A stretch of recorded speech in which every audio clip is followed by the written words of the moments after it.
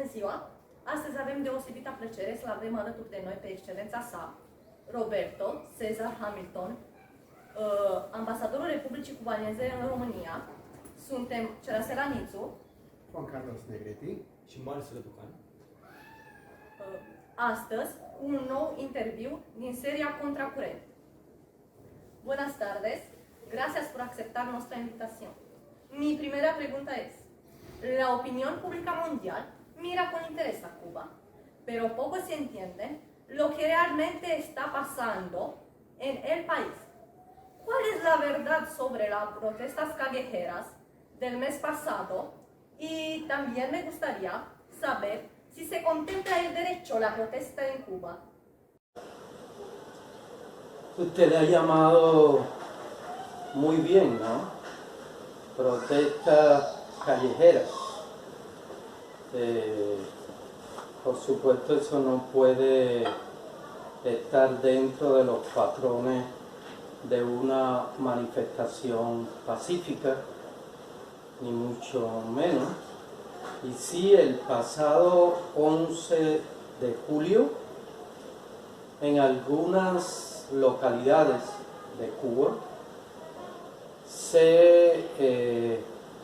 hubo determinadas manifestaciones de pequeños grupos que actuaron de manera deliberada, yo diría de manera delincuencial en muchos de los casos,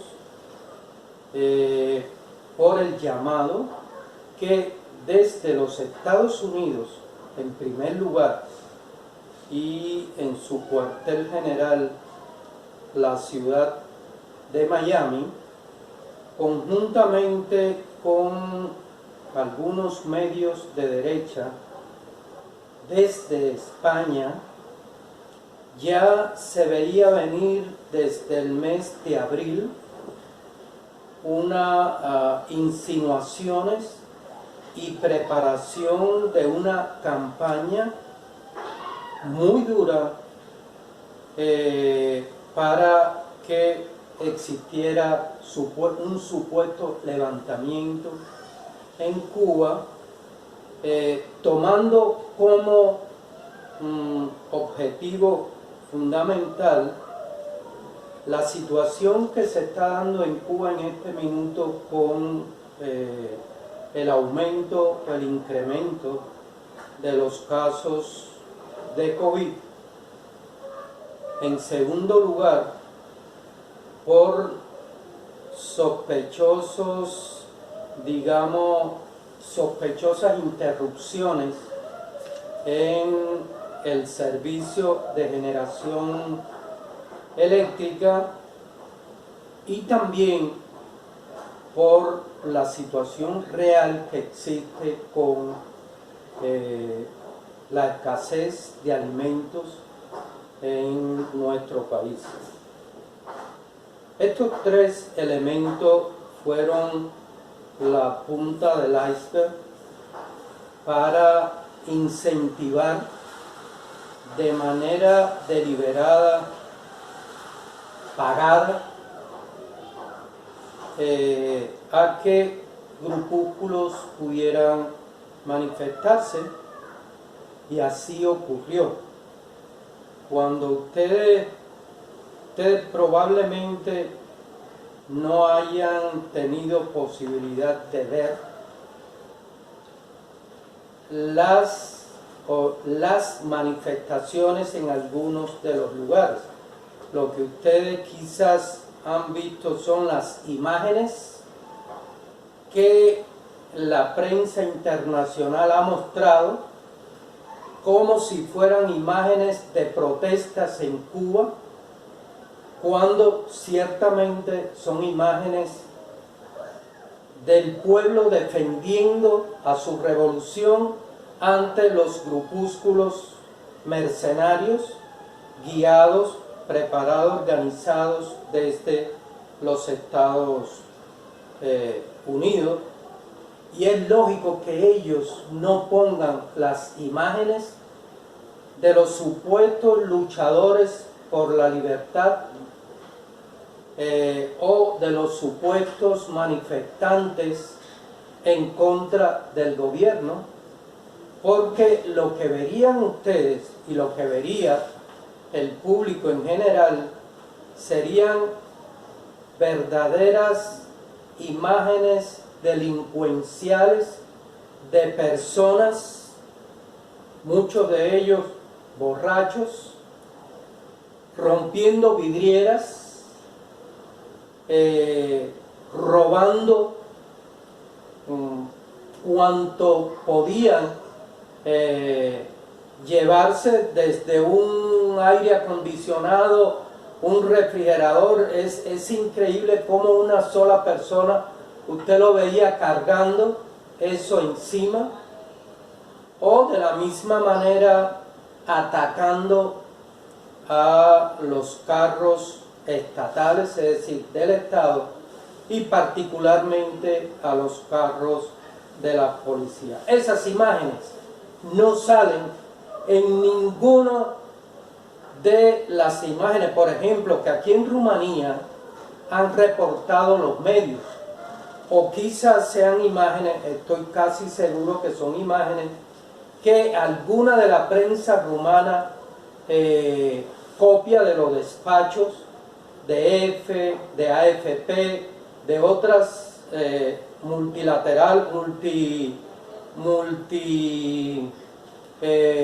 la multiprensa internacional, y entonces lo ponen, esas imágenes del pueblo defendiendo su revolución, la ponen como si fuera los manifestantes en contra del Estado cubano.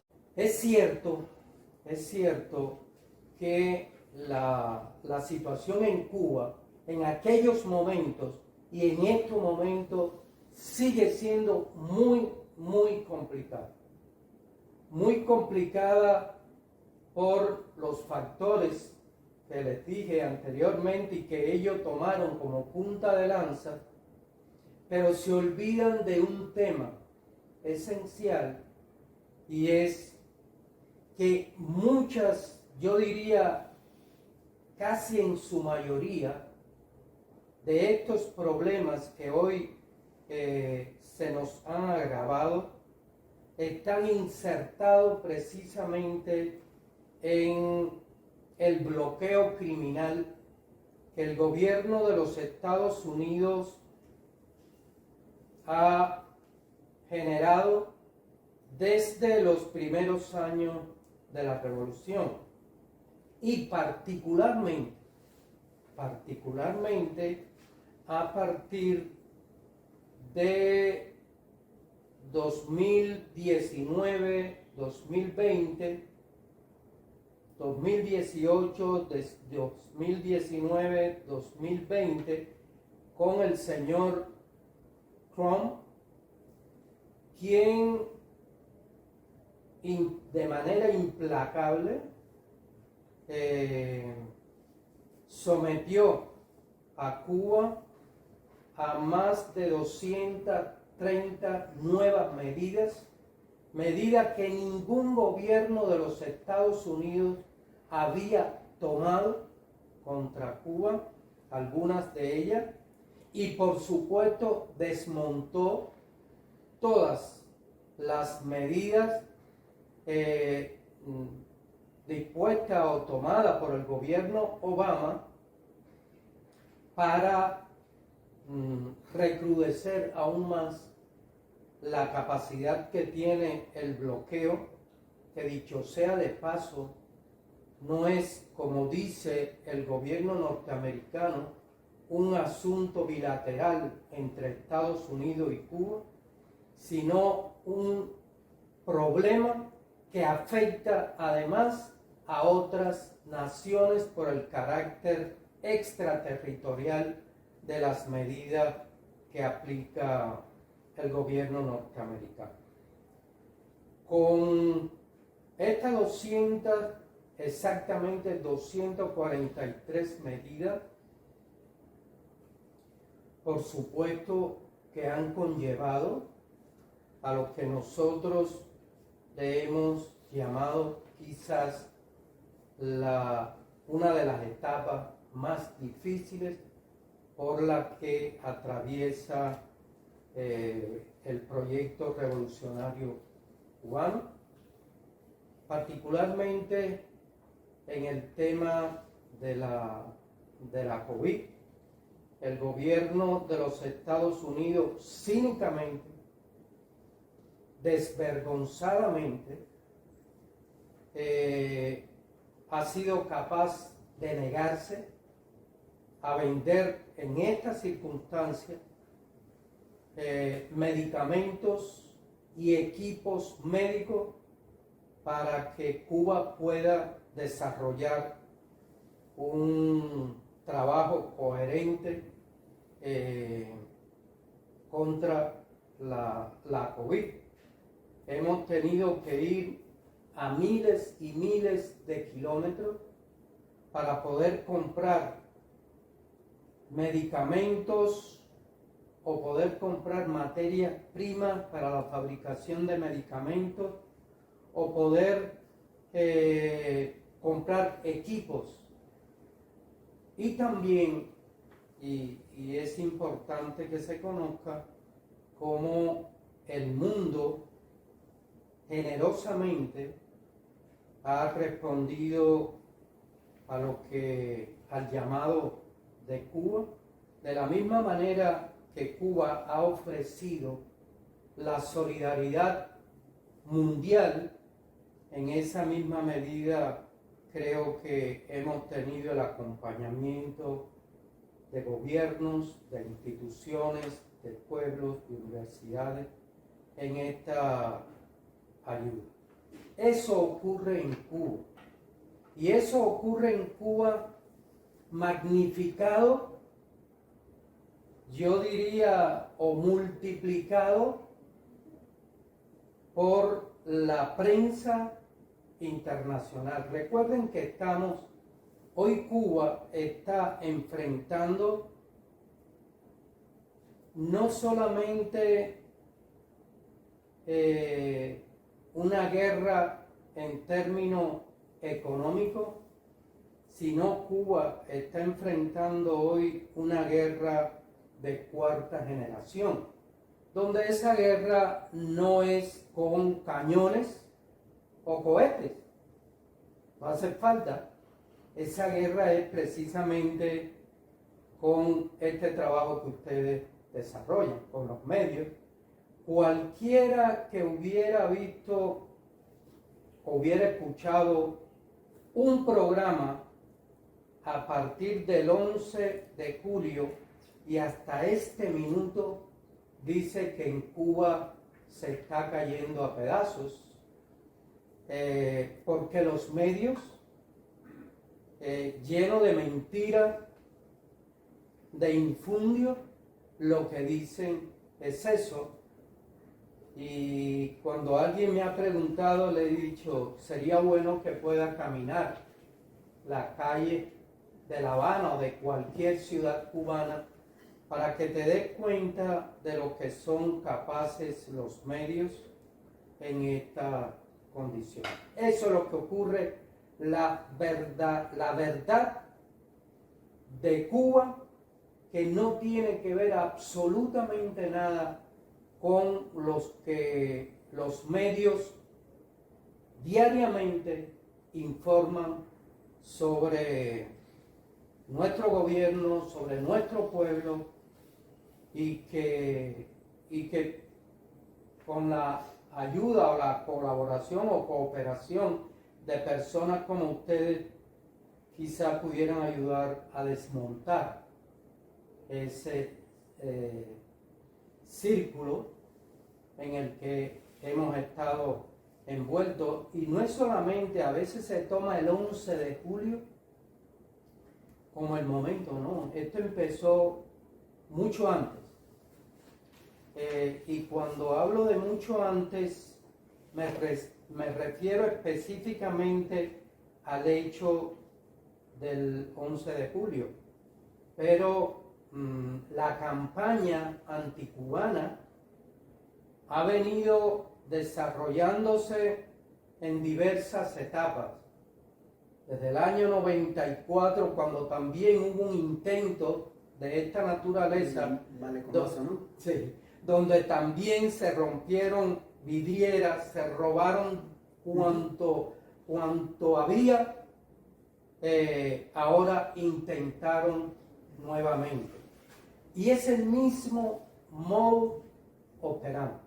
Es decir, yo le pago a usted, generalmente las personas que fueron detenidas, en su inmensa mayoría, fueron personas o son personas que tienen un historial delincuencial exclusivo, de reiterada encarcelamiento, por ejemplo, por robo, por hurto, por cualquier cosa, y son las personas, por supuesto no, que se le puede comprar con $20 o un poquito más, según lo que haga. Si usted, por ejemplo, sale solamente a la calle a dar compañía, bueno, a usted a lo mejor le dan $30,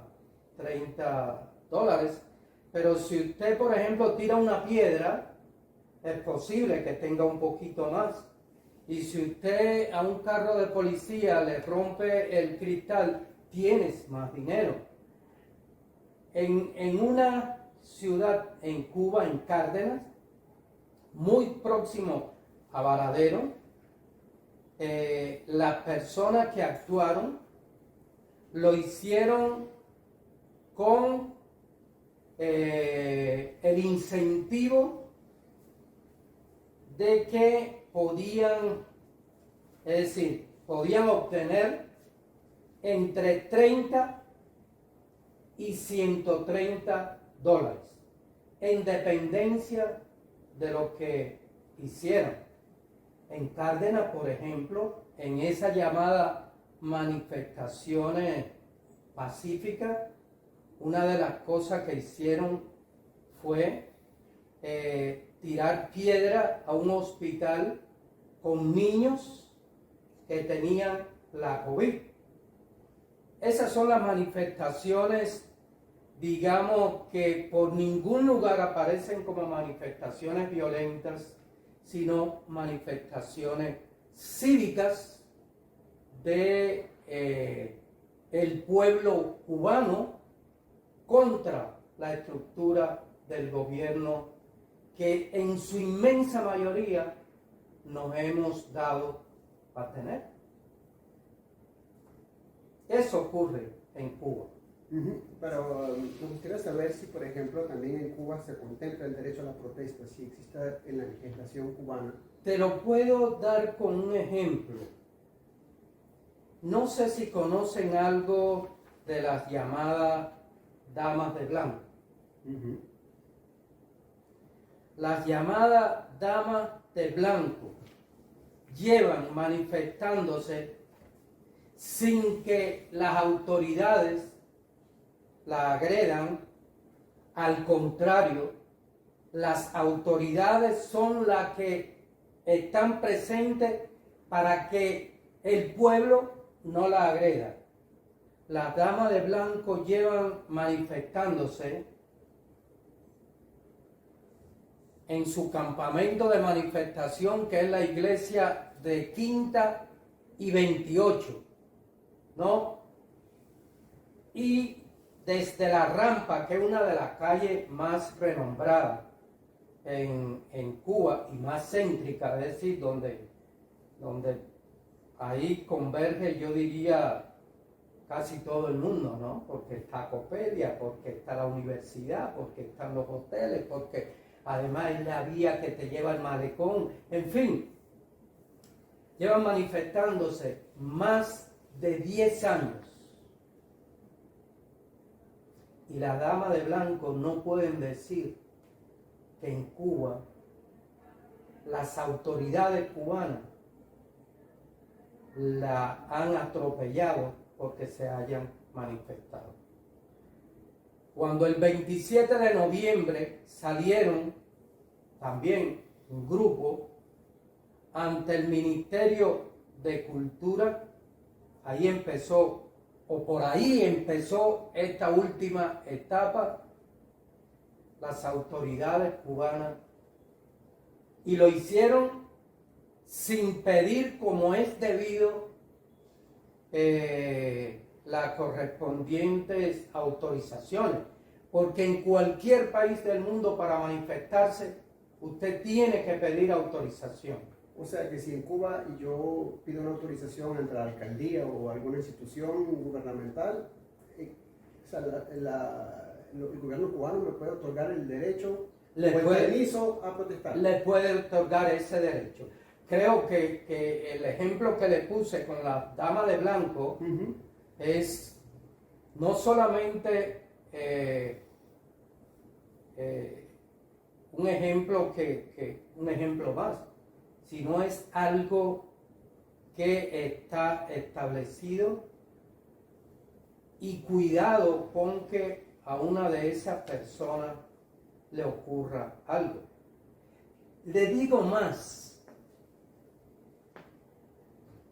En la historia de la Revolución Cubana, desde el 59 hasta este momento, no ha habido alguien que se haya manifestado de manera pacífica que pueda decir que tuvo un agravio o fue condenado o fue apresado por las autoridades cubanas. Yo creo que uno de los pueblos más protestones que hay es el pueblo cubano. Y cuando hablo de protestones, lo digo primero porque el pueblo cubano es un pueblo no solamente instruido, sino un pueblo culto. Y a un pueblo culto usted no lo puede engañar. Usted podrá engañar a alguien que no tenga ninguna educación y puede hacer de esa persona o puede conducirla donde usted quiera llevarla. El pueblo de Cuba protesta primero porque tiene la libertad de hacerlo. Y no hace falta reunirse 10 personas para manifestarse, porque usted lo hace de manera libre, desde una parada de guagua hasta en la bodega o en cualquier lugar que usted quiera decir lo que usted piensa. Y por decir lo que usted piensa, usted no corre ningún riesgo. Ahora, si usted sale a protestar de manera violenta, de manera delincuencial, no solamente en Cuba, yo he visto muchas manifestaciones aquí en Europa, y la policía arremete contra ellos sin compasión. Cuba es el único país del mundo que la policía no puede actuar, porque si la policía actúa, está violando los derechos humanos. Uno de los países que en los últimos tiempos con mayor vehemencia de aquí, de la Unión Europea, ha protestado, ¿no?, por las actuaciones de las autoridades cubanas contra esas manifestaciones pacíficas, es Lituania. Lituania hace apenas menos de una semana, las protestas y la actuación de la policía fue feroz contra los manifestantes. Entonces, me llama la atención poderosamente cómo en la Unión Europea, en muchos países de la Unión Europea, desde aquellos países más renombrados hasta los menos renombrados, la policía arremete sin compasión contra las manifestaciones y la Unión Europea esa culta Europa no dice una sola palabra. Baste con que Cuba haya una, no es manifestación, haya una situación delincuencial como la que se dio hace un mes, para que todos los medios de prensa, en su inmensa mayoría los medios de prensa salgan a la defensa de los derechos humanos y de que en Cuba no haya violencia. Está por ver el día que esa Unión Europea diga algo sobre la violencia que se cometen en Francia, por ejemplo, contra los chalecos amarillos, ¿no? O estas últimas manifestaciones que han habido porque no quieren vacunarse, o en fin, lo que ocurre en el mundo no tiene que ver nada. ¿Por qué la Unión Europea no actúa de esa misma manera con lo que ocurre en Colombia, por ejemplo? En lo que va de 2021, en Colombia han habido 105 masacres, donde han muerto cientos de personas, donde las protestas son masacradas textualmente. Yo no oigo a la Unión Europea, que defiende tanto los derechos humanos, que tenga una actitud, ¿no?, sobre lo que ocurre allí en esos países. Tampoco lo oí cuando ocurrieron los acontecimientos el pasado año en Chile, por ejemplo, donde cientos de personas hoy no pueden ver por los balines, los perdigones.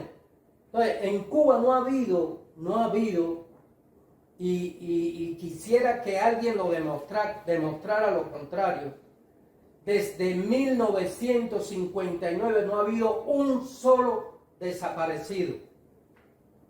No ha habido un solo crimen extrajudicial. Cuba no tiene cárceles secretas. Entonces, ¿cuál es la situación con Cuba?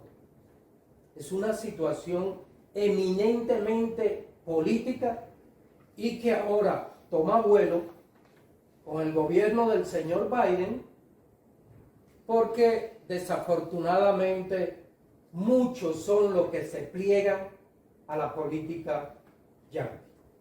También quería preguntarle, para seguimos en Cuba, ¿no? De la manera más concisa posible, un recuento histórico de las sanciones, pero de la manera para que podamos seguir con el resto de las preguntas, un recuento histórico de las sanciones económicas impuestas por Estados Unidos. Un histórico. Muy empezando desde 1960 muy rápido. Y dos, ¿no? No, hay que ir un poquito más allá. Hay que ir un poquito más allá. Muy rápido.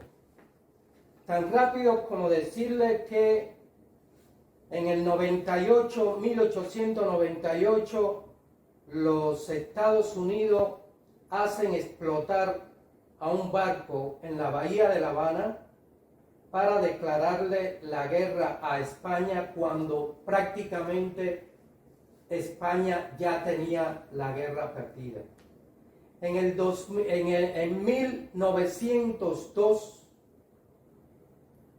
impusieron que para poder retirar a sus tropas de Cuba, impusieron lo que se llamó la enmienda Platt.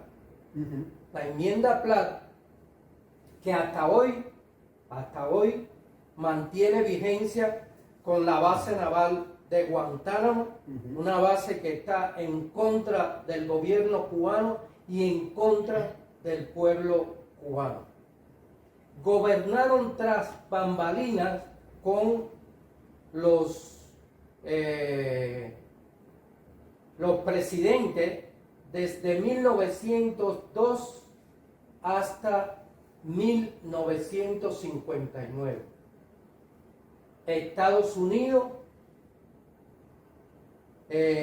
o Cuba, la neocolonia de Estados Unidos, aunque no lo quisieran reconocer. En Cuba no se hacía nada si no pasaba primero por la embajada de los Estados Unidos.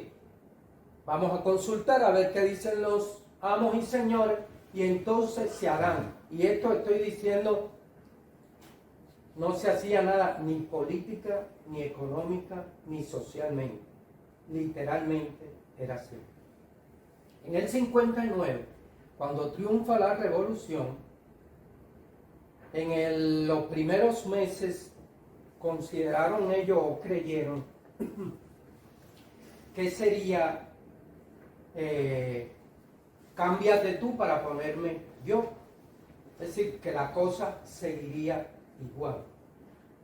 Cuando vieron que no seguía, que era otra cosa totalmente diferente, en el año 61 nos quitaron la cuota azucarera. Y ustedes dirán, bueno, le quitaron la cuota azucarera, pero ¿qué cosa la cuota azucarera? Cuba era monoproductora de azúcar, O sea, de caña. Estados Unidos dejó de comprarle azúcar. Exacto. Y era, supongo que era el primer socio comercial. No solamente, era el primer producto de Cuba y el primero y único socio comercial que tenía Cuba en ese minuto. Ellos creyeron equivocadamente, como tantas veces se han equivocado con Cuba, que sería el golpe a la revolución. Salió nos extendió la mano Rusia, particularmente, quien se hizo cargo de la compra de la cuota azucarera. A partir de ahí, de manera abierta, se implanta el bloqueo en distintas etapas. ¿Cuáles son las principales etapas para hacerlo más corto? Digamos, del año 61 etapa. Es una primera etapa que se inicia con no te compro absolutamente nada y te vas a morir de hambre, porque en definitiva Cuba está en nuestras manos. No olviden, cuando vean el caso de Cuba como el caso de cualquier otro país de América Latina, la teoría de la fruta madura. La teoría de la fruta madura es del expresidente norteamericano McKinley, que decía que déjenlo correr porque la fruta, cuando madure, va a caer en nuestras manos. Eso es lo que siempre han pensado y han pretendido. Esa etapa, digamos, a grandes rasgos, pudo haber durado con distintas medidas económicas, especialmente en el ámbito de ir cerrando la posibilidad de que Cuba pudiera salir al mercado internacional o que Cuba pudiera utilizar la moneda del dólar. Fue transitando de mal en peor hasta el año 92. En el año 92 se implanta lo que se le ha llamado la ley Helms-Burton. Y no solamente esa, también la ley Torricelli. Ok, ¿y la ley Helms-Burton cuál es su...? La ley Helms-Burton es la que perfila, digamos, de manera clara y directa la intromisión, la extraterritorialidad de la política norteamericana hacia Cuba. ¿En qué consiste eso? En que, por ejemplo, vamos a poner no vamos a poner a Rumanía de ejemplo, vamos a poner a España. Si hay una empresa en España que produce equipos, pero esos equipos que produce, digamos, autos, tienen más de un 10% de componente cubano, es decir, de níquel cubano, vamos a llamarlo. Eso ocurrió específicamente con Japón, estoy diciendo España, pero eso ocurrió con Japón, que era nuestro principal mercado de níquel. El gobierno de los Estados Unidos le dijo: si importa níquel cubano, no te compramos automóvil. Y usted puede saber que la cantidad de miles y millones de autos que el gobierno permitía entrar en Estados Unidos no se comparaba con lo que Japón dejaría de ganar si le seguía comprando níquel cubano, o si le seguía comprando azúcar y con ese azúcar se fabricaban productos.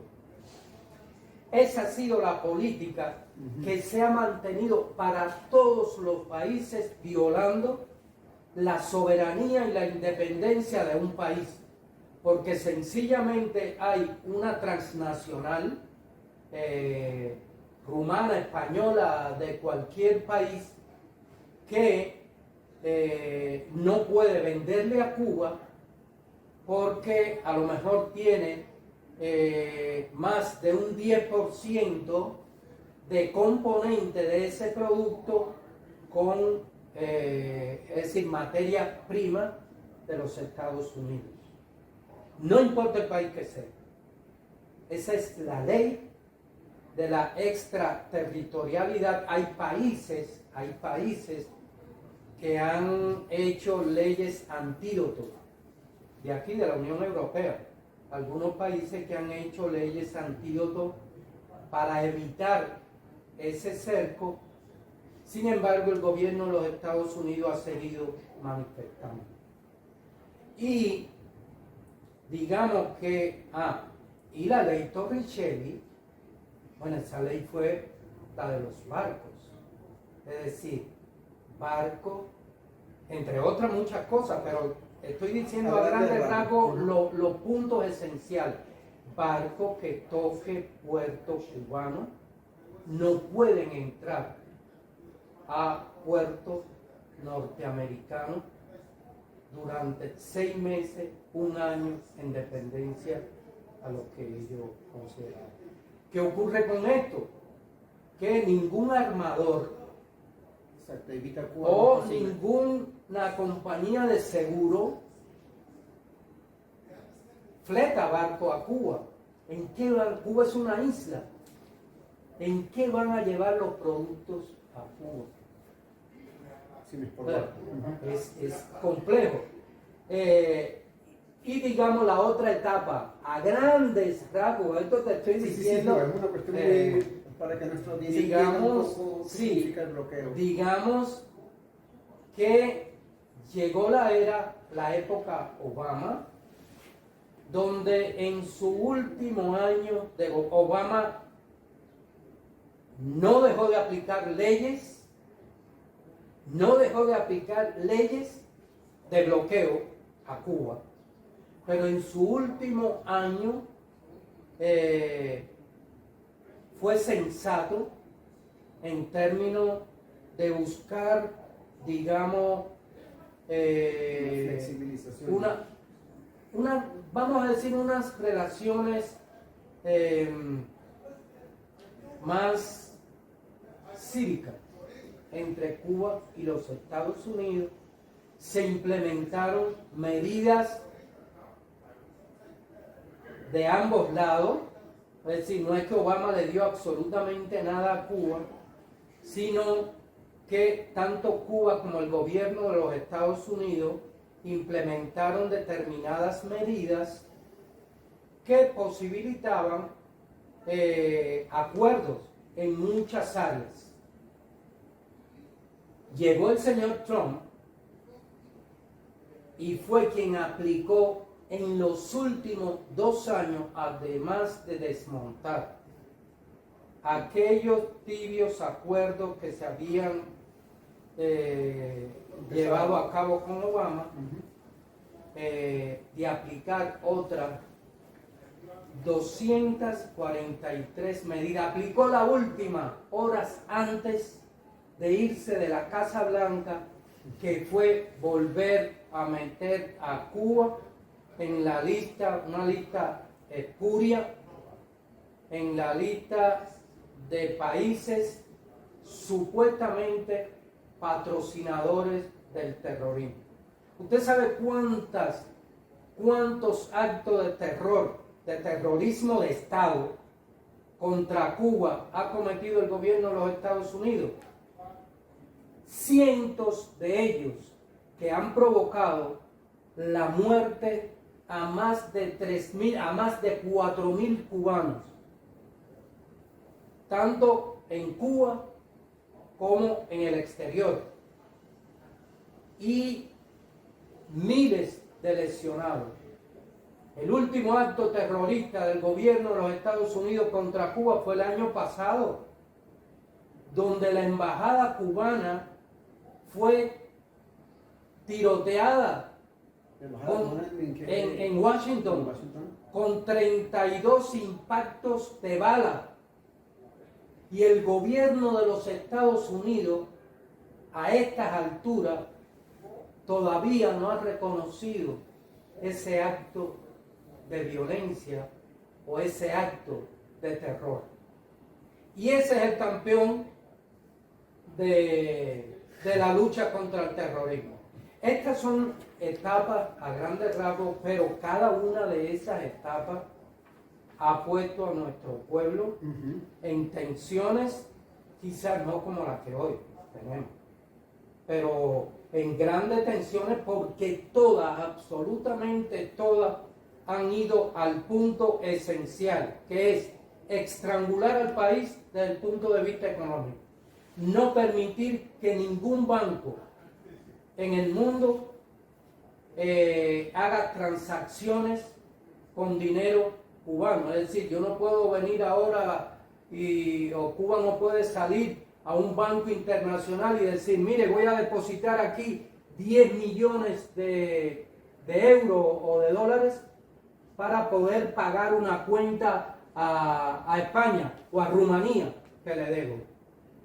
Porque esos bancos corren el riesgo, por la ley Helms-Burton, de ser atacados, y además de eso no sería el primer banco. Han sido muchísimos los bancos que han sufrido multas supermillonarias. No estoy hablando de 1 millón, estoy hablando de decenas de millones y de cientos de millones por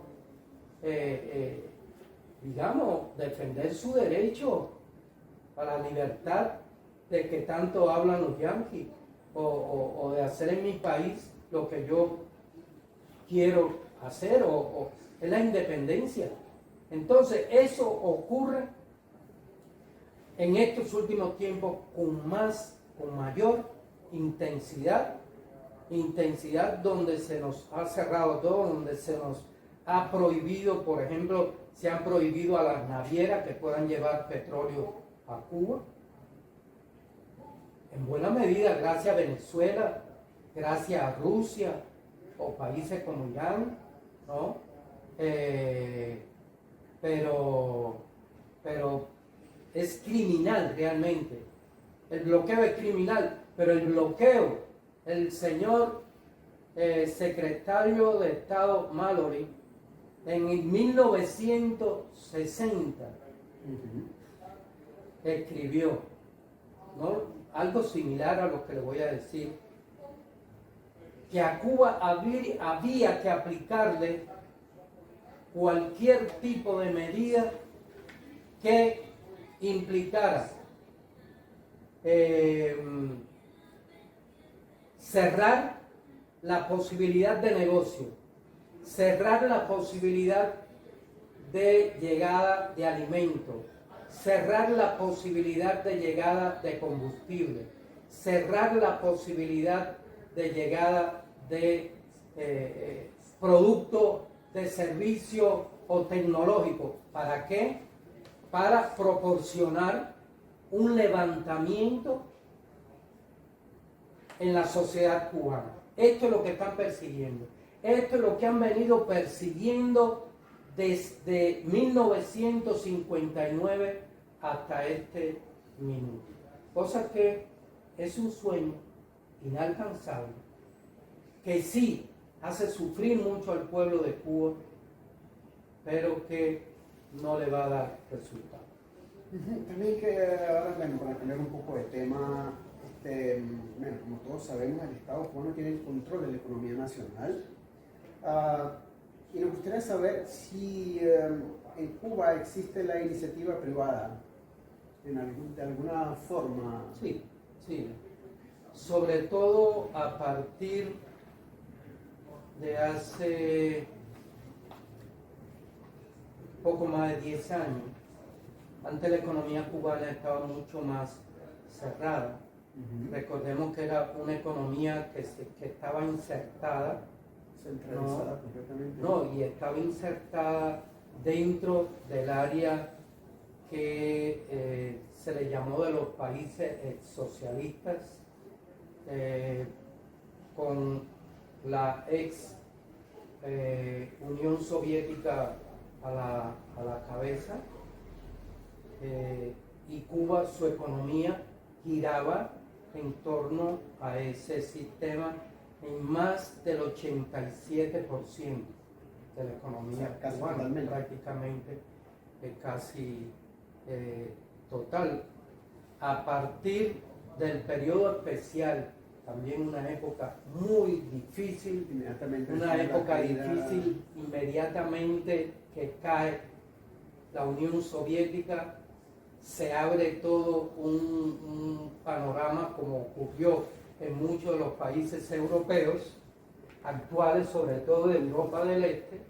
También a Cuba se le dieron días para que cayera, porque supuestamente Cuba era un satélite de la Unión Soviética, y si la Unión Soviética, si el satélite caía, lógicamente, no, es decir, si el cohete caía, los satélites deberíamos haber caído.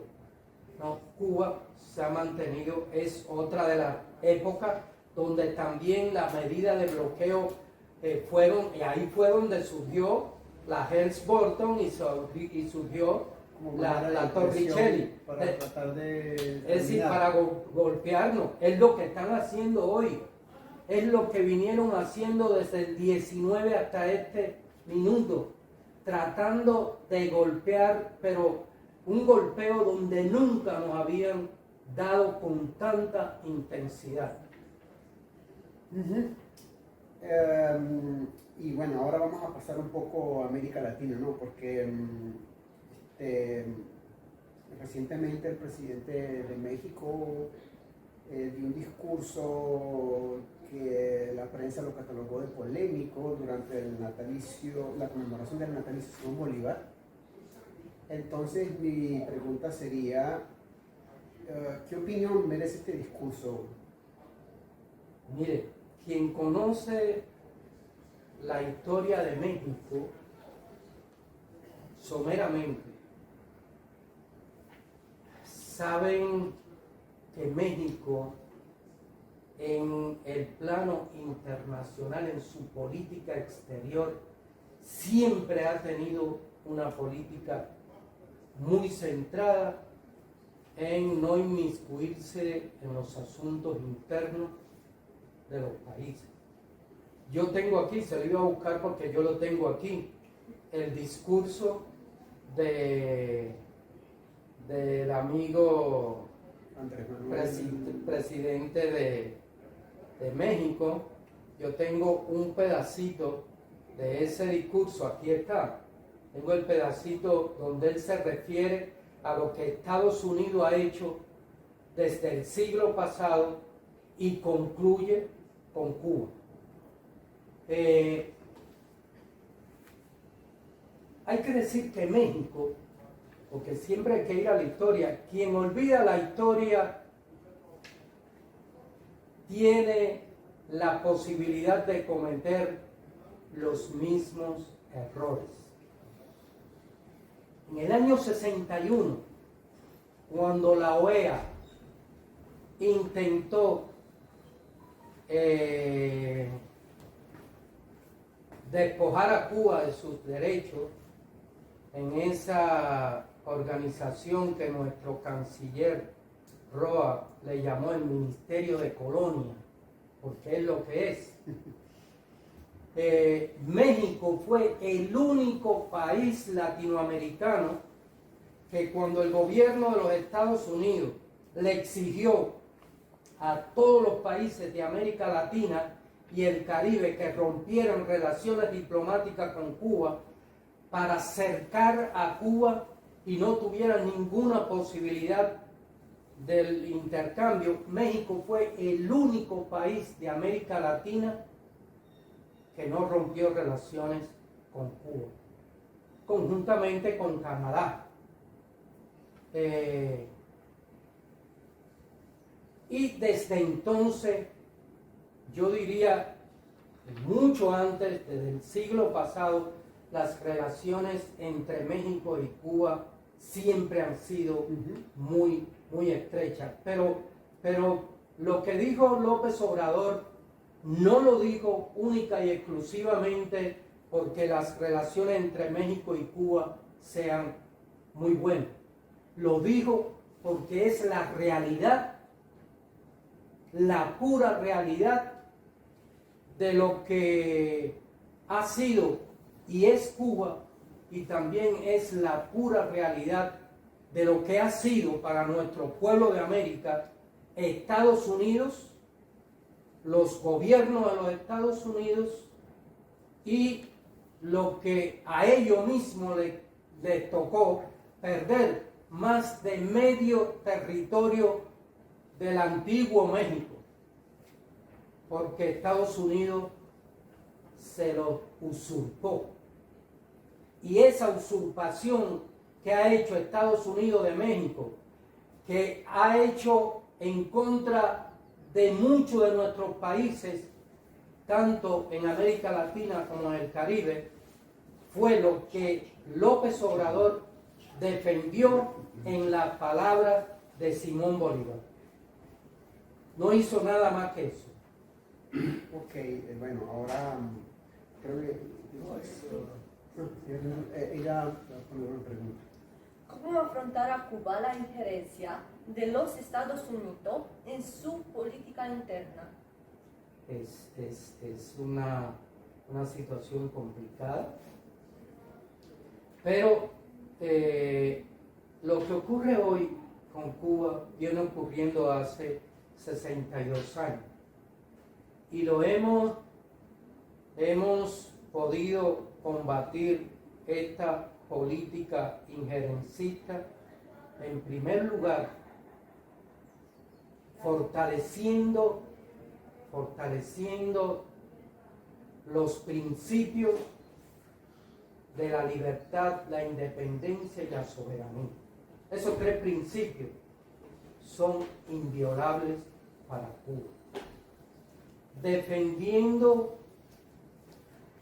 es decir, su condición a existir como nación independiente, reforzando el interés nacional con su proyecto social que nos hemos dado en defender. Nosotros no le decimos nada a nadie que quiera tener el gobierno que quiera tener, es el problema de cada país.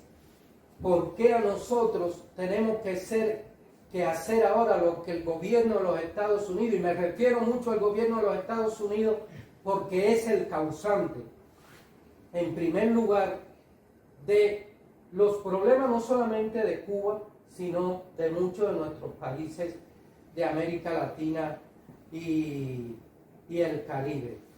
Y además, algo muy importante es la resistencia del pueblo cubano. Hay principios que son inviolables.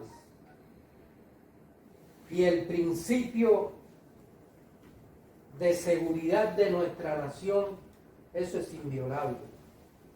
Hoy, por ejemplo, se critica a nuestro presidente Díaz-Canel porque dijo que en cada manifestación el pueblo saldría a las calles. Se critica eso. Sin embargo, en muchísimos países quienes salen a la calle para reprimir es la policía. Son los aparatos de gobierno. En nuestro caso es el pueblo. ¿Y por qué es el pueblo? Porque esa es la pregunta que realmente deberían responderse ellos. ¿Por qué es el pueblo? Porque el pueblo sabe qué cosa es revolución. Porque muchos de nosotros somos producto de la revolución. Pero nuestros padres, nuestros abuelos vivieron la época neocolonial. Vivieron las tiranías que hubo en Cuba. Y esta generación, o la generación nuestra, y la generación posteriores a nuestra generación, han vivido lo que es la revolución y lo que ha significado la revolución para el beneficio de la sociedad en su conjunto. Antes no podía estudiar todo el mundo en una universidad cubana. Antes no podía ir todo el mundo a un hospital. Antes no tenía acceso a la educación. Cuba tenía, cuando triunfó la revolución, un 34% de analfabetismo. Con eso se lo digo todo. ¿Quiénes podían ir? ¿Quiénes podían ir a la escuela? El que tenía un poquito de posibilidades para ir a una escuela, pero eso era hasta 6º grado o 9º grado. ¿Cuántos universitarios habían en Cuba? Una exigua minoría. Pero el pueblo, llegó a la revolución y el pueblo aprendió a leer y a escribir, pero el pueblo aprendió algo mucho más poderoso. El pueblo aprendió a pensar y a decidir por sí mismo. Eso es lo que ocurre en nuestro país y por eso es que los acontecimientos que tuvieron lugar o lo que puedan tener lugar se van a enfrentar siempre con la realidad de nuestro pueblo. Y por eso seguramente vamos a seguir adelante y vamos a enfrentar este momento y lo que estén por llegar o por venir, como lo hemos hecho a lo largo de 62 años de revolución. Y como decía el Che, al imperialismo ni tantico así. ¿Cuáles son las soluciones que propone La Habana ante la crisis actual? ¿Te refieres a la crisis de la COVID o a cuál de la crisis te refieres? Bueno, yo pienso que eso fue, en general, ¿no? todo este contexto del que nos habló antes, al principio de la entrevista, donde decía que sí, que existe un descontento en una parte de la población por todos los problemas que vive Cuba. Y básicamente, a pesar de la injerencia externa de aquellas personas que protestaron y de las manifestaciones violentas y de los saqueos y todo eso, ¿cómo pretende el gobierno cubano, o sea, si ha pensado algún paquete de soluciones o alguna cuestión frente a todos estos hechos? Bueno, Mire, en Cuba no ha habido y no va a haber paquetazos, porque cualquier otro país ante una situación de crisis generalmente lo que hacen es implantar recetas y paquetes. En Cuba eso no va a existir, porque si no, dejaría de ser una revolución. Es cierto que Cuba transita en un momento de muchas complejidades, no solamente por la COVID, que ya de por sí es un terrible problema, y es un terrible problema para nosotros los cubanos, en términos de que nosotros transitamos casi año y medio de la COVID, es decir, todo 2020 lo transitamos sin mayores dificultades con la COVID, donde había que para nosotros era alarmante que hubiera un solo muerto un día por COVID. Cuando habían 3, eso era una situación terrible, y es por el sistema, digamos, de salud que tenemos. Nosotros no nos cabe en la cabeza realmente la cantidad de muertos que están teniendo lugar en este momento, y por supuesto tampoco quizás pensamos en que íbamos a tener la cepa esta Delta ha tenido un desarrollo prácticamente en todo el país, y de ahí los picos pandémicos que se nos están dando, a veces de 7.000, 8.000, incluso más de 9.000 casos diarios. Es decir, es una situación que pone en tensiones a las autoridades del país. Si a eso usted le suma, voy a decirle algo de lo que más afecta, ¿no? Si a eso usted le suma la situación compleja que se está dando con la alimentación, y esa situación tiene un vínculo directo con los intentos de asfixia de las leyes que se han implantado con el bloqueo, no solamente de la 243 de Trump, sino también que el gobierno Biden ha continuado también implementando medidas. Si a ello usted le adiciona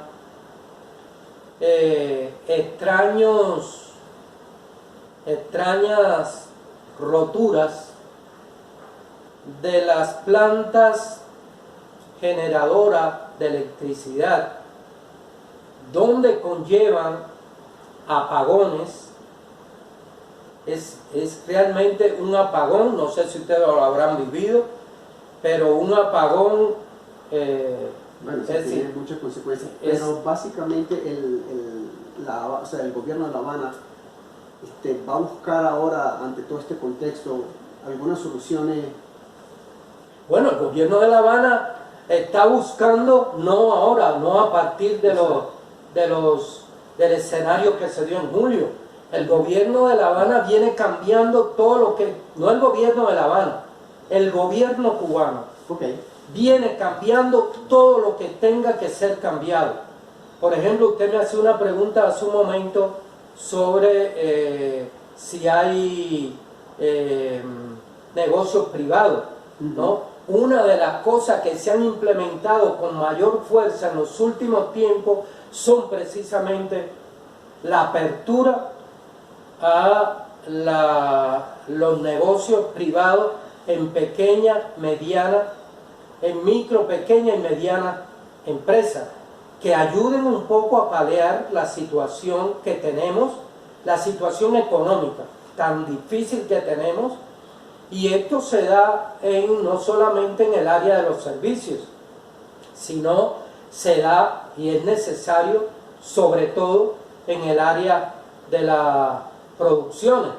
El gobierno de Cuba tiene las mejores intenciones de conversar con el gobierno norteamericano siempre y cuando se trate del respeto mutuo.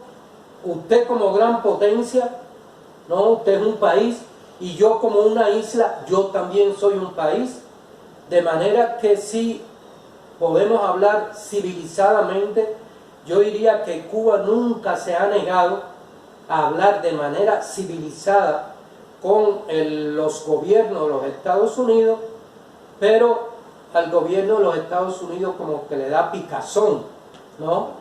Poder bajar a hablar con una islita de esa, de por allá, pero una isla, y esa es la picazón que tiene el gobierno de Estados Unidos, una isla que a 90 millas le hizo una revolución socialista, una isla que nunca ha bajado la cabeza para decir, como dicen otros, sí señor, no señor, una isla que piensa con cabeza propia, ¿no? Y sobre esa base podemos conversar. ¿Por qué no conversar si somos vecinos?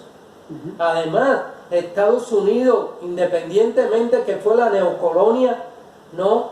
Pero era un gobierno que lo teníamos al lado, claro, era quien tomaba todas las medidas en Cuba a través de los lacayos que tenía. Es decir, que es otra de las cosas que podemos hacer. Cuba también está abierta al diálogo con cualquier otro país del mundo, con realizar negociaciones. Cuba está abierta, por ejemplo, a la inversión extranjera, ¿no? Cuba está abierta a las negociaciones para fortalecer el comercio con cualquier nación del mundo.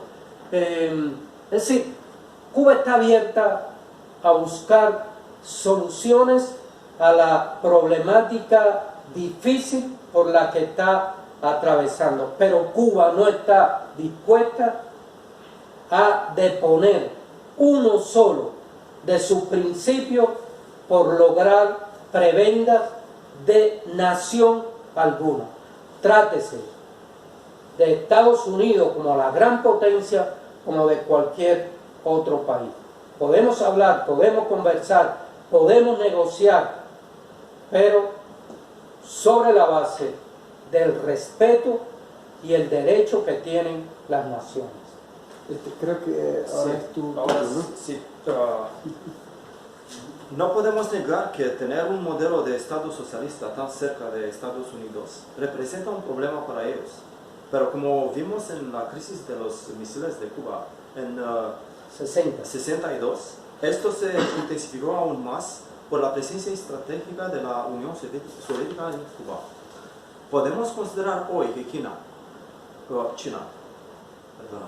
que se ha vuelto más activa económica y políticamente en América Latina y Cuba, puede verse como un inconveniente para los intereses de Estados Unidos en la región.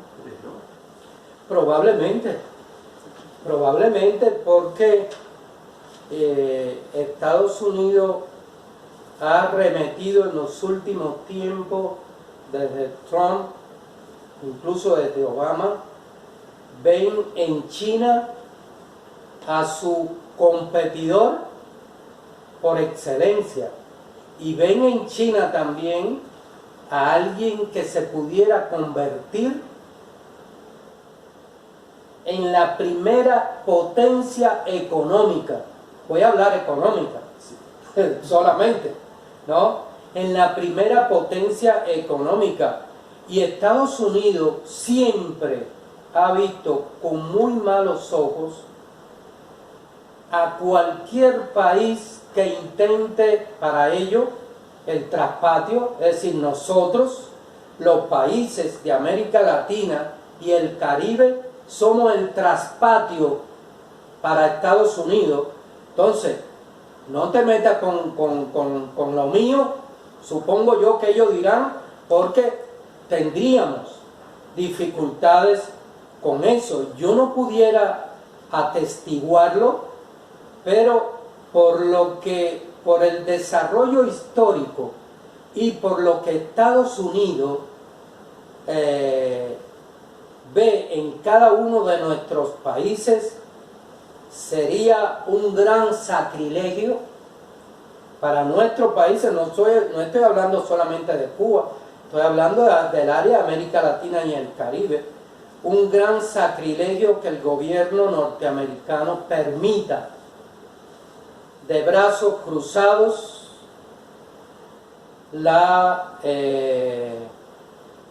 los negocios que hoy tienen lugar en nuestra América Latina con China, y no solamente con China. También Rusia ha ido de a poco abriéndose paso en América Latina. Y yo no creo que Estados Unidos vea eso con muy buenos ojos, ¿no? De la misma manera que no ve con muy buenos ojos incluso las relaciones de la Unión Europea con China. Eso es algo tan meridiano. Imagínese usted entonces con nuestros pobres países, que somos supuestamente el traspatio de la gran metrópoli. No creo que lo vería con muy buenos ojos, y haría probablemente cualquier cosa por evitarlo. Y ahora vamos a pensar en el futuro. ¿Cómo ve el futuro de la izquierda y el socialismo en el mundo? ¿Qué pregunta? ¿Qué pregunta? Mire, esto es algo muy personal. Yo tengo confianza en el mejoramiento humano. De manera que yo confío en que un futuro, aquellos que pensamos de otra manera, es posible. ¿Cuándo? ¿Cómo? ¿Dónde? Dependerá, entre otras cosas, de nosotros mismos. Pero ¿no le parece que el contexto actual, o sea, por ejemplo, el calentamiento global, la COVID, no sería un detonante de algún cambio sustancial Bueno, pudiera decirte, vamos a decir algo sobre eso.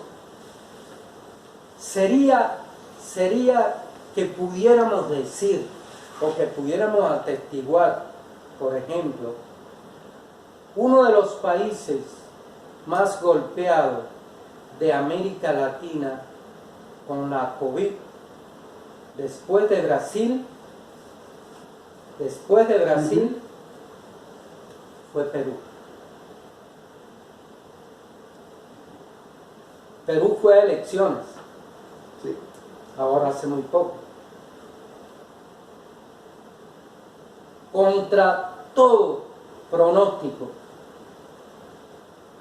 un maestro rural, porque no es ni siquiera un maestro de una universidad, de una gran universidad, un maestro rural, líder sindical, líder de izquierda, derrotó a la maquinaria, no a a Keiko Fujimori. Keiko Fujimori es parte de esa maquinaria. A la maquinaria poderosísima de la derecha y se impuso. Pudiera seguir a eso, me refiero a América Latina, otros países. Chile, Colombia. Colombia es un caso aparte. En Colombia no se ganan las elecciones. Le está hablando a alguien que tuvo muchos años en Colombia trabajando. En Colombia las elecciones no se ganan. En Colombia las elecciones se compran. Pero Colombia, en América Latina, es el país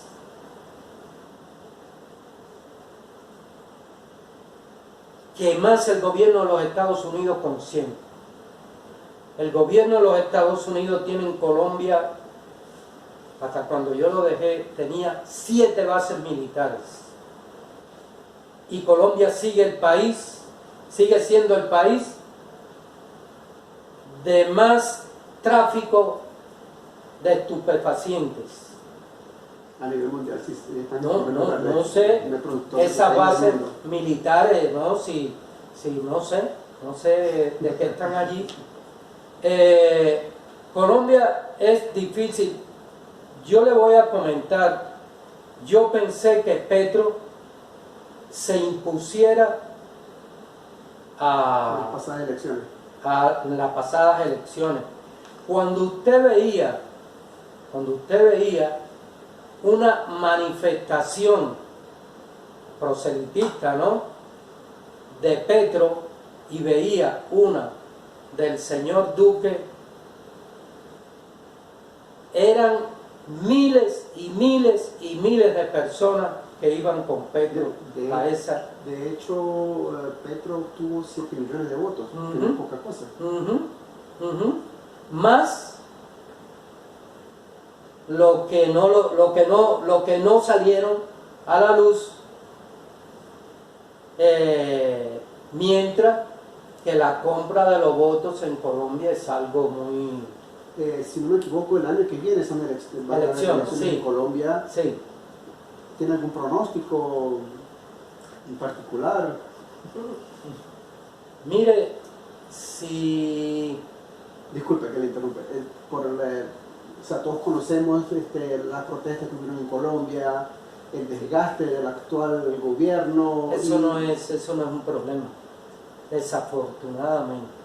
Eso no es un problema. Recordemos que el señor Uribe fue el gestor de del llamado paramilitarismo en Colombia.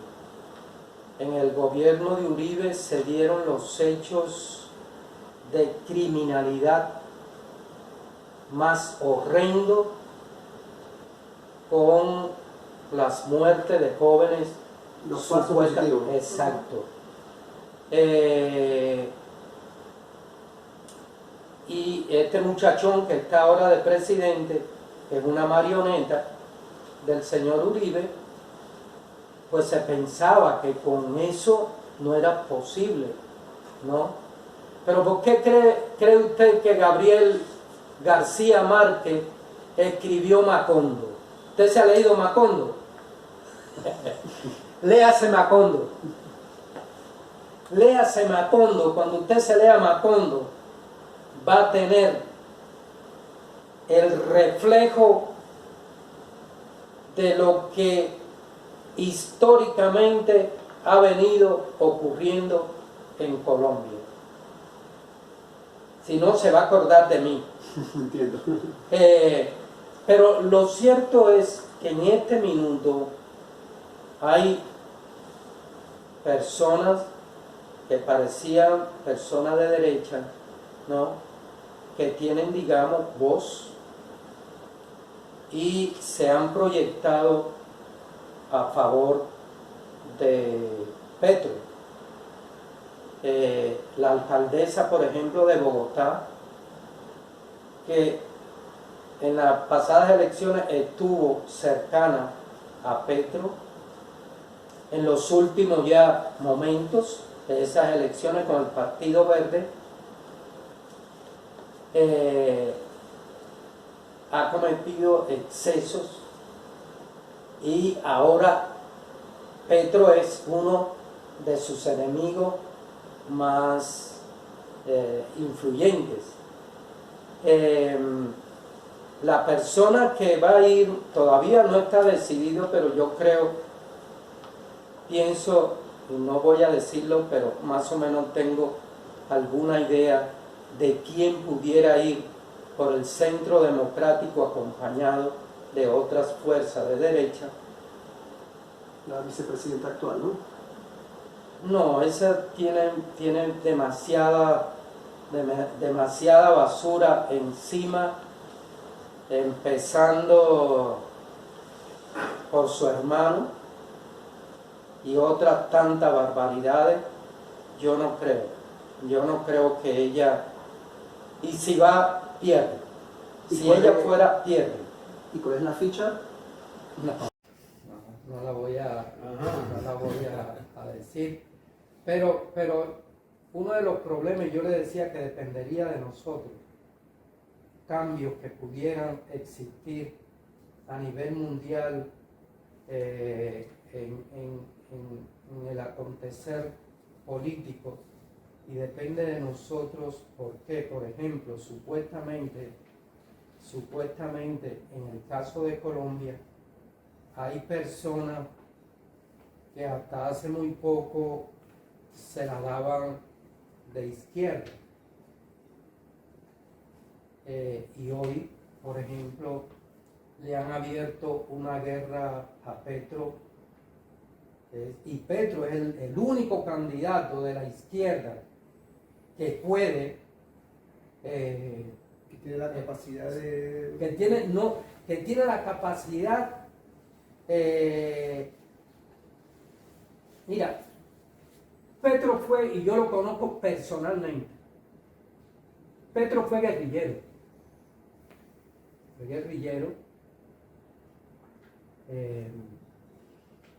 Petro estuvo en los hechos del Palacio de Justicia,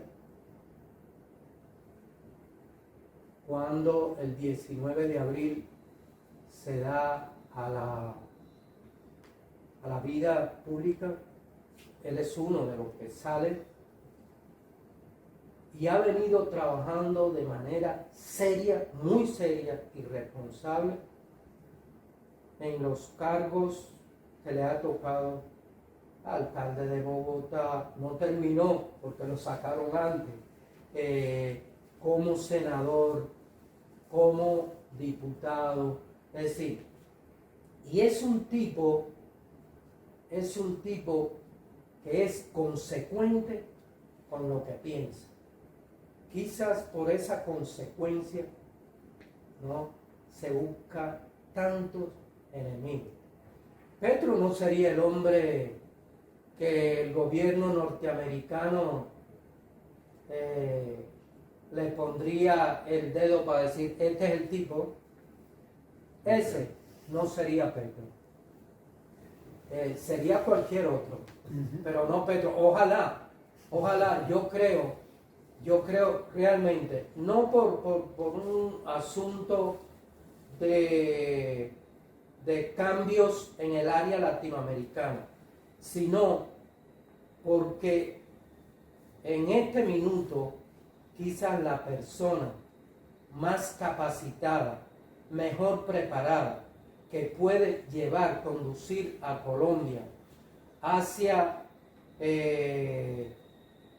no voy a decir liquidación, ni mucho menos del paramilitarismo, pero sí a una disminución y a que los acuerdos de la guerrilla con el gobierno de Santos de la JEP puedan encaminarse por mejor camino. Ese es Petro, no es otro. Y para terminar, ¿algunos consejos para la izquierda cubana?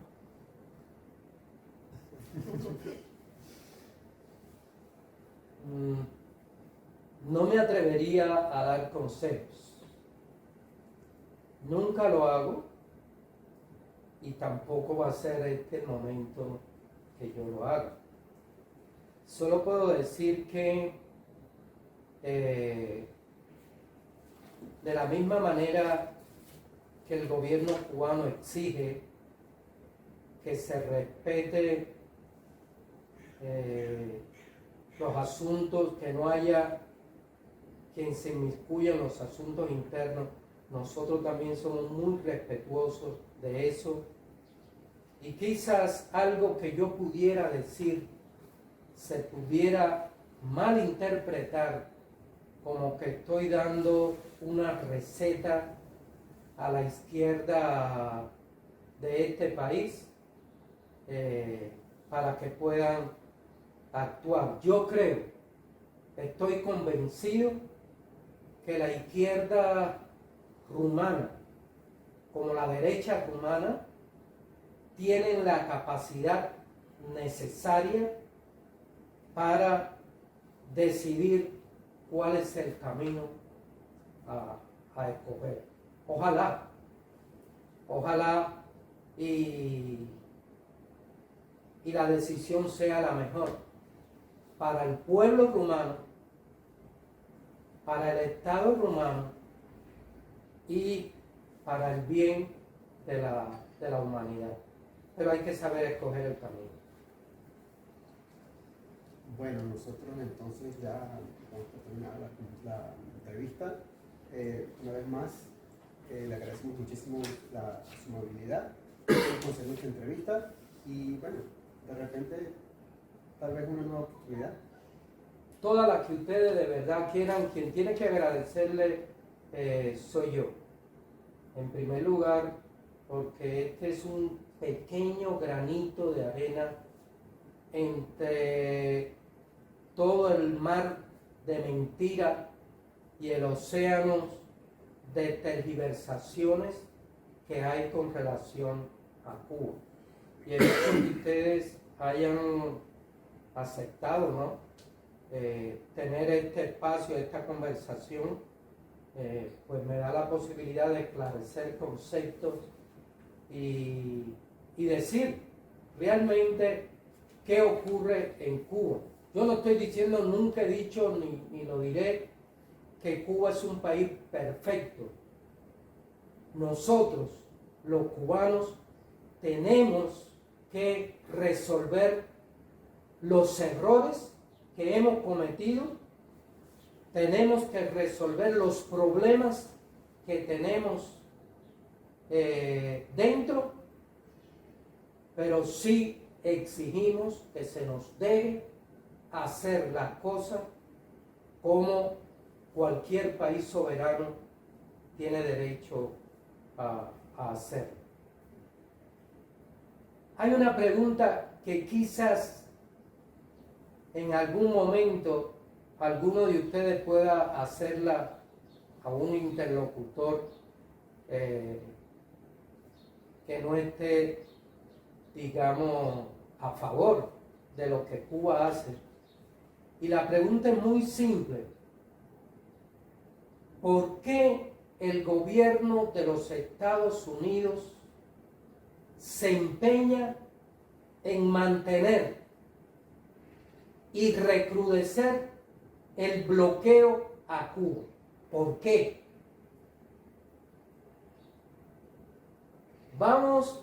No vayamos a algunas cosas que pueden decir, bueno, porque imagínate, esa islita hizo una revolución a 90 millas, porque esa isla es un mal ejemplo para América Latina y para el mundo, porque Cuba ha ido a defender a tal lugar o a más cual lugar, porque Cuba manda a sus médicos aquí, allá y al otro lado. Todo eso es cierto, pero ¿cuál es la verdadera razón del bloqueo? Hagan esa pregunta a alguien. si Cuba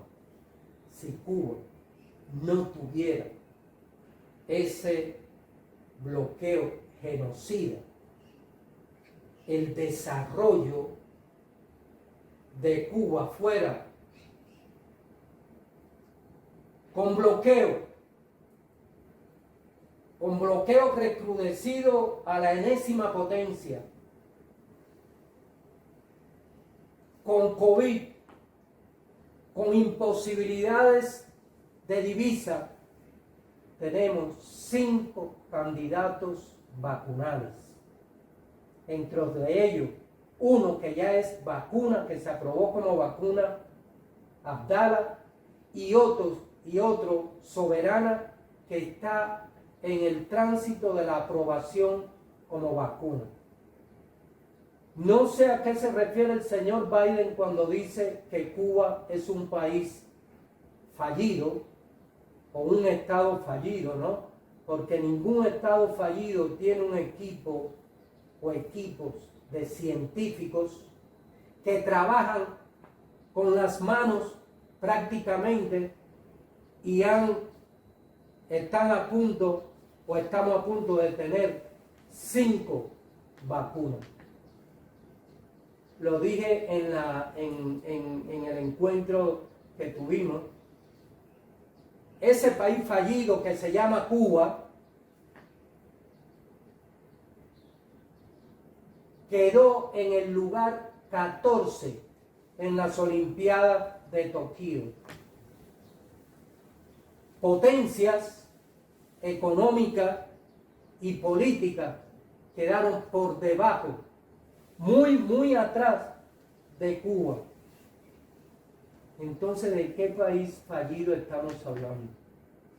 De un país fallido que el pueblo es quien sale a defender su revolución, que no hace falta que salga la policía. ¿Ese es el país fallido? Bienvenido, países fallidos que sean como Cuba. Muchas gracias. Gracias a ustedes.